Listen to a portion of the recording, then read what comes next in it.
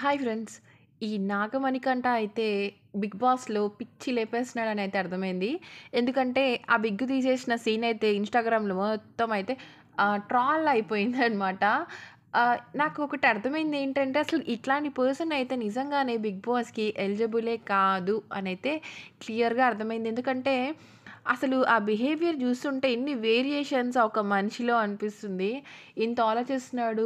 ఆ హెయిర్ ఊడిపోయింది. ఇంత చిన్న ఏజ్‌లో అంటే చాలా ఆలోచించి మైండ్‌సెట్‌తో అయితే మణికంఠ ఉన్నాడు అని మరొక పల్లవి ప్రశాంత్ అని 200% చెప్పొచ్చు. అసలు సంబంధమే లేదు. అసలేం చూపించుకోవాలనుకుంటున్నాడు? అసలేం మాట్లాడుతున్నాడు?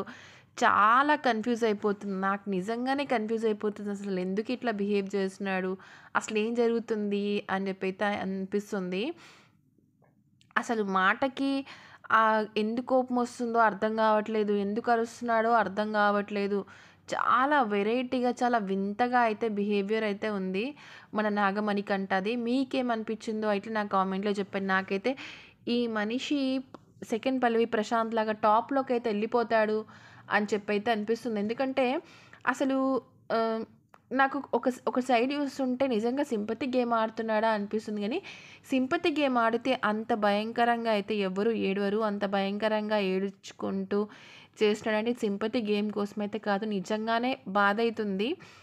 ఆ రీజన్ ఏంటి అనేది మనకు తెలీదు. కానీ భార్య గురించి, పిల్లల గురించయితే బాధపడుతున్నాడు. ఇట్లాంటి వాడు బిగ్ బాస్‌లో ఉండడం వల్ల చాలా లాస్ అనే జెప్పొచ్చు. రేపన్న రోజు బిగ్ బాస్‌కి చాలా ప్రాబ్లమ్ తెచ్చిపెట్టేది మణికంఠనే అని బిగ్ బాస్ ఏదైనా డెసిషన్ తీసుకున్నా ఆశ్చర్యపడాల్సిన అవసరం లేదు.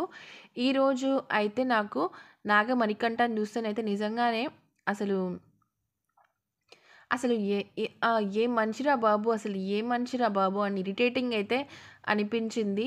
ఒకసారేమో నేను టాలెంటెడ్ అంటాడు. ఒకసారేమో నేను ప్రూవ్ చేసుకోవాలంటాడు. ఒకసారేమో 1 వీక్ ఇద్దే ఉందామని వచ్చాను అంటాడు. అసలు ఎలా బిహేవ్ చేస్తున్నాడో, ఎందుకిలా బిహేవ్ చేస్తున్నాడో, ఐసోలేషన్‌లోకి రావడం వల్ల ఇలా బిహేవ్ చేస్తున్నాడో, మొత్తానికైతే ఇతని ఫ్లాష్ బ్యాక్ మనకు తెలీదు.